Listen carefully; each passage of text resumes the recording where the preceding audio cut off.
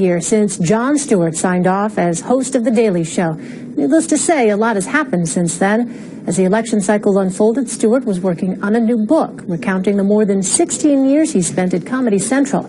Stewart sat down with CBS This Morning co-host Charlie Rose to discuss the book and the election of Donald Trump. You just went through an election. What? Yes. Yeah. Your reaction to this election?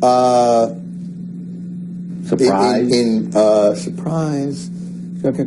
Fear? It all ties together. Well, fear, you know, here's what I would honestly say.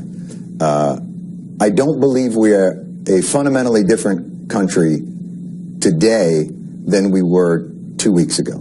The same country, with all its grace and flaws and volatility and insecurity and strength and resilience, exists today as existed 2 weeks ago. The same country that elected Donald Trump, elected Barack Obama.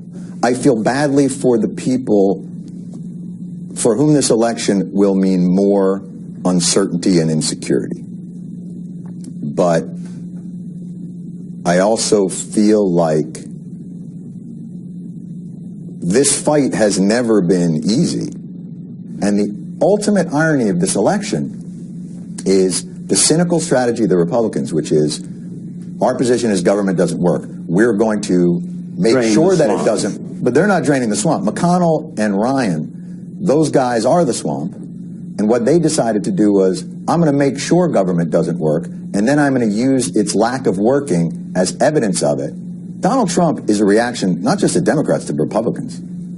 He's not a Republican. He's a repudiation of Republicans, but they will reap the benefit of his victory in all of their cynicism and all of their, I will guarantee you Republicans are going to come to Jesus now about the power of government. One of the things that I think struck me odd about this election, and maybe I just missed it, was nobody asked Donald Trump what makes America great. And that was the part that what are his... to make America great again. Yes. Nobody said to him, well, what is it that makes America great?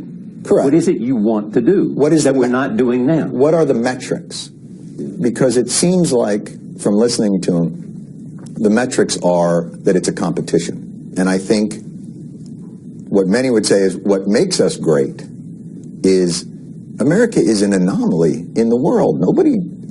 There are a lot of people, and I think his candidacy has animated that thought that a multi-ethnic democracy, a multicultural democracy, is impossible.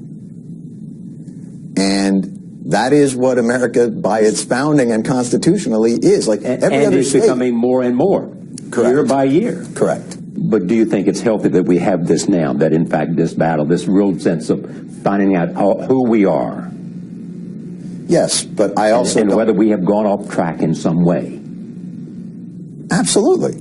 You know, I think I would rather have this conversation openly and honestly than in dog whistles. You know, somebody was saying, there might be an anti-Semite that's working in the White House. And it's like, have you listened to the Nixon tapes? Like, forget about advising the president, the president. Like, have you read LBJ? Do you know our history? You know, this is, and we also have to caution ourselves to the complexity of that history. I thought Donald Trump disqualified himself at numerous points. But there is now this idea that anyone who voted for him has to be defined by the worst of his rhetoric. Like, there are guys in my neighborhood that I love, that I respect, that I think have incredible qualities, who are not afraid of Mexicans and not afraid of Muslims and not afraid of blacks. They're afraid of their insurance premiums. In the liberal community, you hate this idea of creating people as a monolith. Don't look at Muslims as a monolith. They are the individuals, and it would be ignorance.